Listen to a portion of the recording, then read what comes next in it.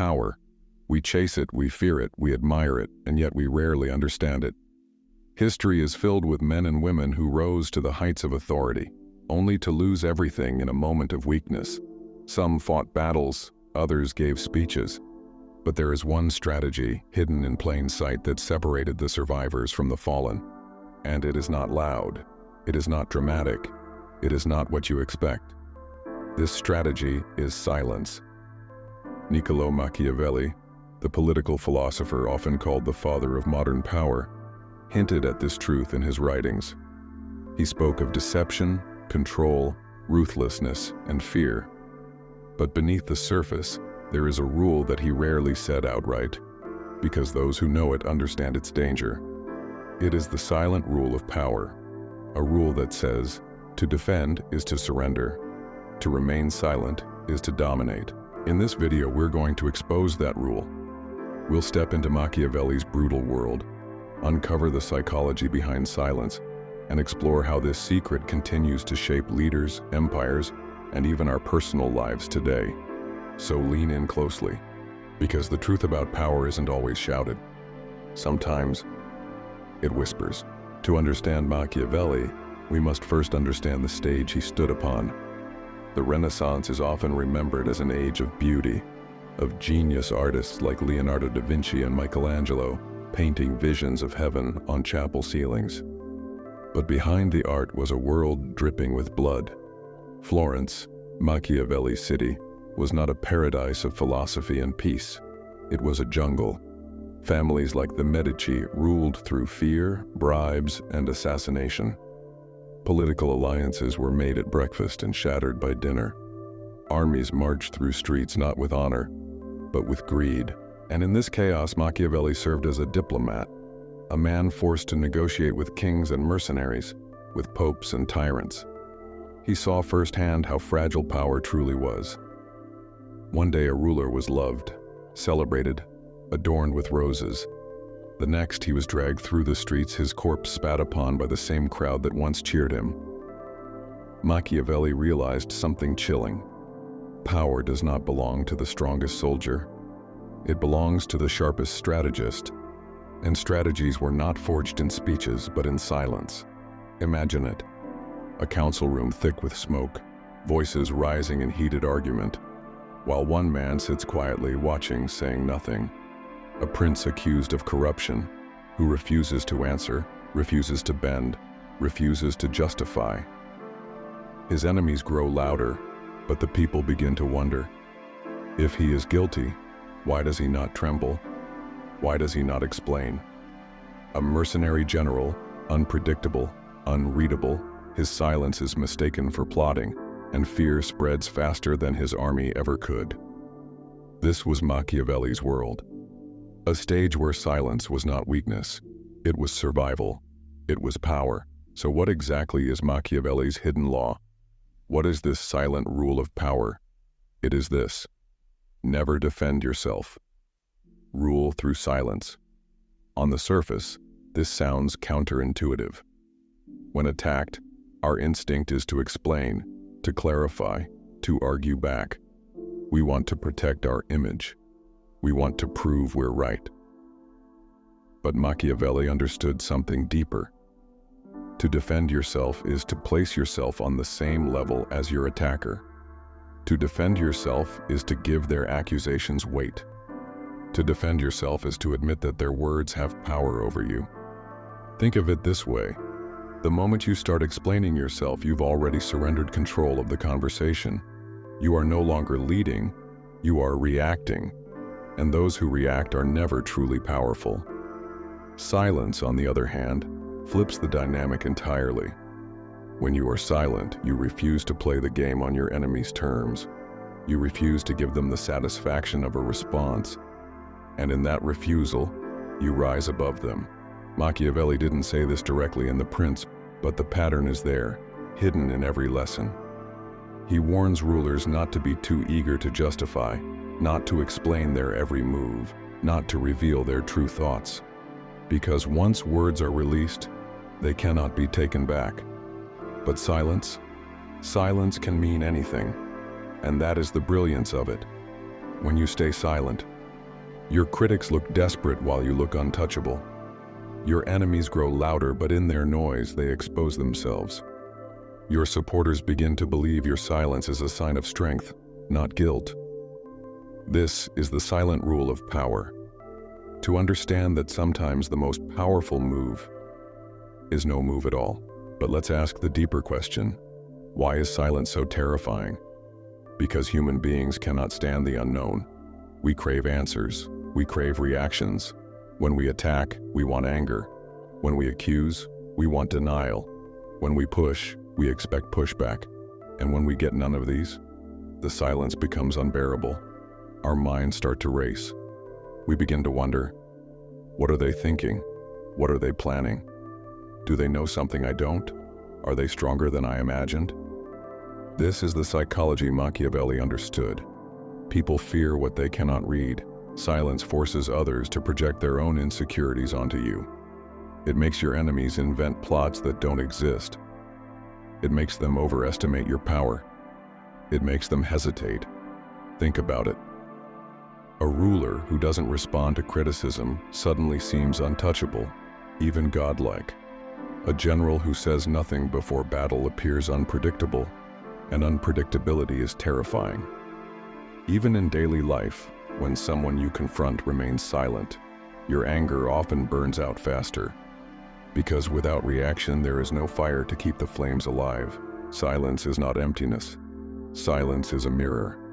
And in that mirror, people see their own fears. That is why it terrifies them. Machiavelli knew, words can be debated, defended, or disproved. But silence is invincible. It is the fortress with no gates. Now, to truly see the power of this silent rule, let's step into history. Because silence has shaped the destinies of rulers, generals, and leaders for centuries. Julius Caesar, before he became dictator of Rome, Caesar was accused time and time again of ambition, of plotting to make himself king. Did he defend himself passionately? Did he argue that he was innocent? No. Caesar often let the accusations swirl without reply. His silence was maddening to his enemies, and in that silence, Rome's imagination inflated his power.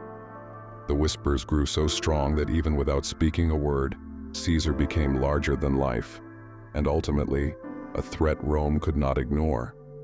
Napoleon Bonaparte, one of the greatest military minds in history, mastered silence not only on the battlefield but in council meetings. His marshals would argue, debate, and bicker furiously. Napoleon, he would sit silently, listening, offering little. His silence created unease. Was he agreeing? Was he planning? Was he displeased? No one knew. And that silence forced loyalty. His men feared disappointing him not because of his words, but because of his silence. Abraham Lincoln, during the American Civil War, newspapers shredded him daily. He was called weak, indecisive, even a fool. And yet, Lincoln rarely responded. He understood that by defending himself against every insult, he would only dignify them. Instead, he let time and victory be his defense. His silence allowed his actions to speak louder than words, and history remembers him not for his defenses, but for his unshakable resolve. Even in modern times, silence remains a weapon. Powerful CEOs never address every rumor. Political leaders often remain quiet in the face of scandal, letting critics exhaust themselves. Their silence creates mystery. It forces the public to wonder, do they know something we don't? Are they already in control? Again and again, silence has outlived speeches. It has outlasted criticism. It has amplified power. But let's dive even deeper. Why does silence work so consistently across cultures and centuries?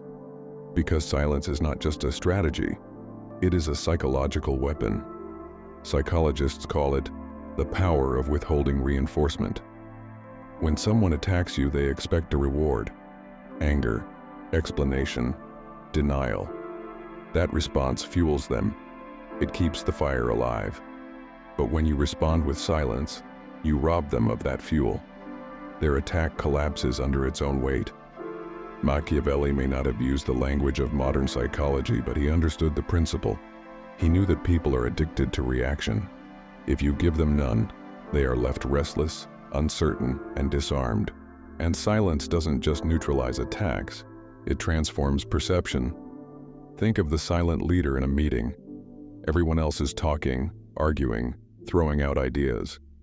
But the silent one, the one who speaks last, or not at all, is seen as thoughtful, wise, even intimidating. Their silence becomes presence. Think of the silent negotiator. Every pause, every moment of stillness forces the other side to reveal more, to grow nervous, to second-guess themselves. Silence bends them without a single word. And think of relationships. Silence after an insult is often more powerful than any comeback.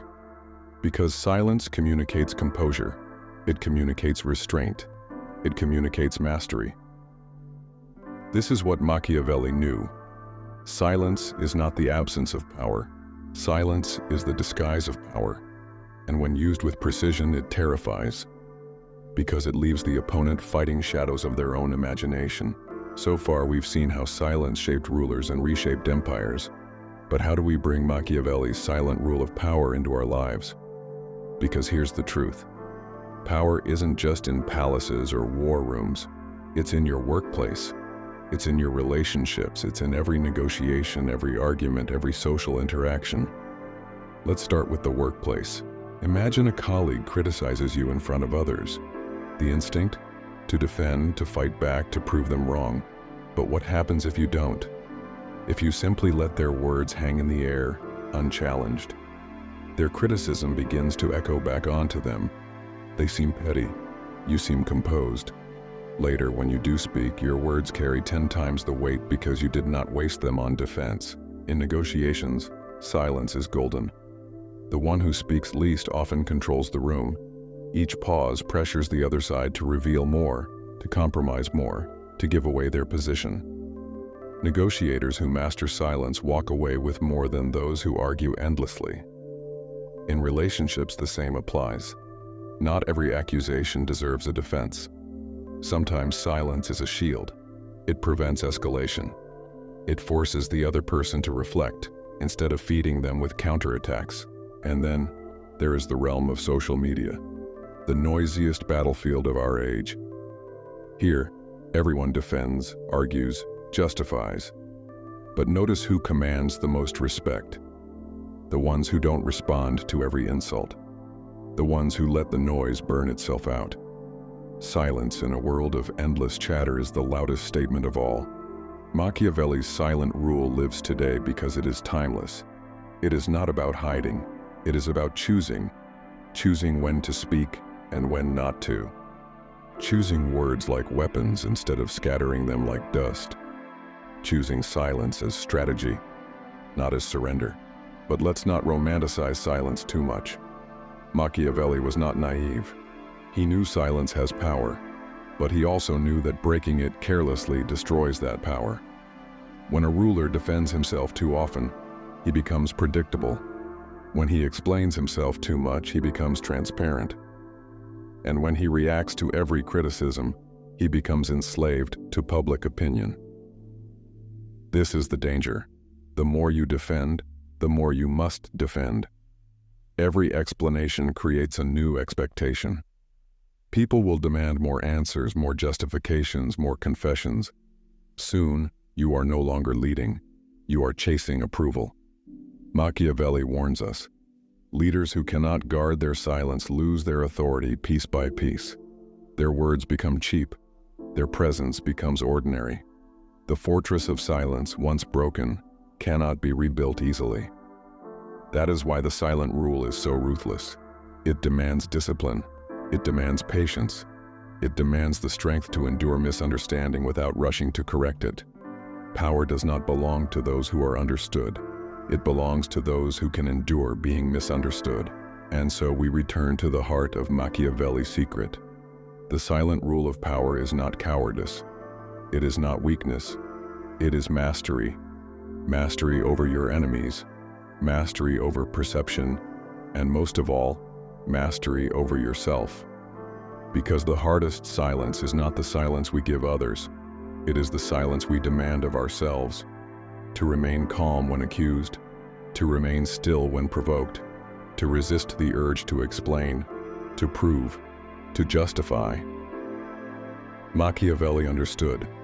The ruler who reacts is ruled by others. The ruler who remains silent rules not only his world, but his own nature. So the next time you are provoked, remember this. You do not always need to defend. You do not always need to explain. You do not always need to speak. For sometimes the greatest show of strength is not in the roar of words, but in the silence that follows. And in that silence you may find what Machiavelli discovered long ago, that the throne of power is not always built on noise. Sometimes it is built on silence.